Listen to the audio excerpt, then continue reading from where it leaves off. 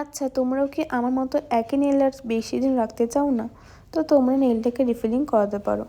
আর এ বিষয়ে যারা আমাকে ইনবক্স করেছিলে যে নেল রিফিলিংটা কি বুঝতে পারছো না, তো তোমাদেরকে বলে নেল এক্সটেনশনের 2 থেকে 3 উইক্সের মধ্যে তোমাদের নেলটাকে রিফিলিং করাতে পারো। আর দুর্গাপুজোর ঠিক 2 উইক্স পর আমার এক ক্লায়েন্ট আমার কাছে আসে নেল রিফিলিং করা। আর এই ভিডিওটা দিতে আমার খুবই লেট হয়ে গেল, কারণ আমার এডিট করতে ইচ্ছে করেই না।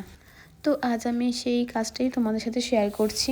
এখানে আমি নেলটাকে রিফিলিংয়ের জন্য প্রিপেয়ার করে নিচ্ছিলাম। এখানে আমি আগের করা নেল আর্টটাকে ড্রিলিং করে উঠিয়ে নিয়েছিলাম। তারপরে আমি স্টেপ টু স্টেপ নেলটাকে পুরো প্রিপেয়ার করে নিয়েছি।